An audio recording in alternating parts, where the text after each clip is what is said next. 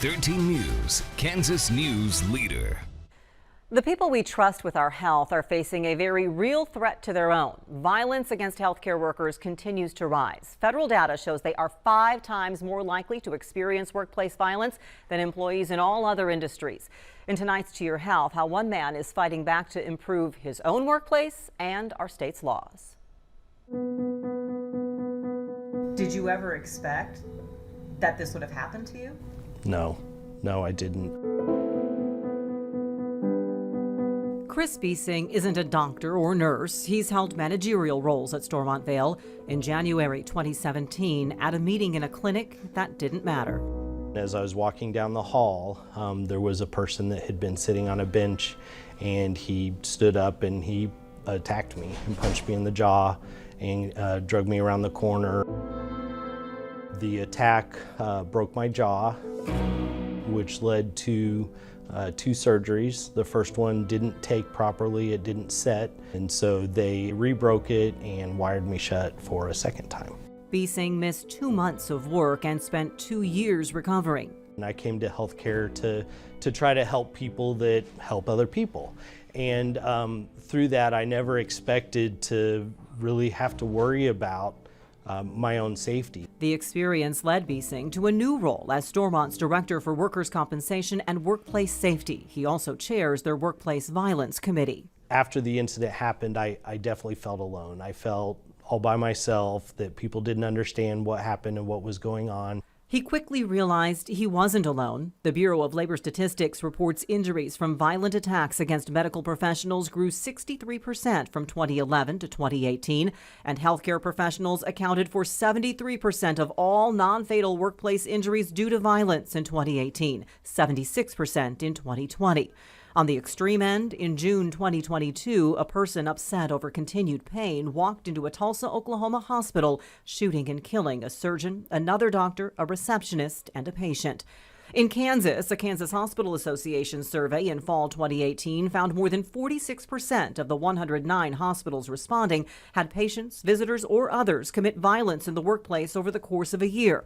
21% saw violence 1 to 3 times a month, nearly 13% report occurrences 1 to 3 times a week, and 6.6% see a violent act every day.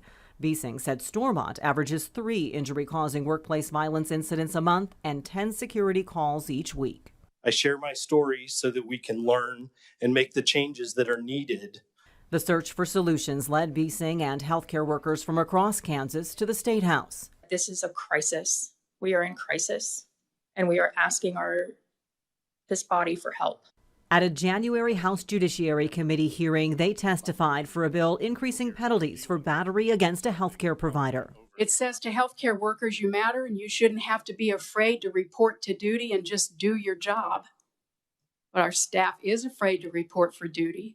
Lawmakers folded the proposal into other legislation, and Buesing was there when the governor signed it into law earlier this month.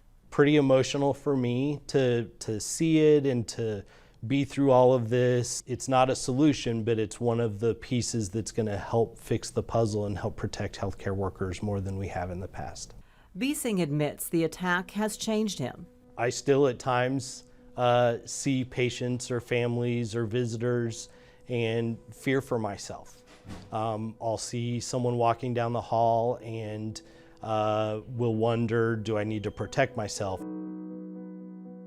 But his new role gives him new perspective to channel those thoughts into improvements. In recent years, Stormont has doubled its security staff, added metal detectors and screeners in the emergency department, continually assesses what areas might pose risks for attacks, and adds notations to charts for patients with a history of aggressive behavior.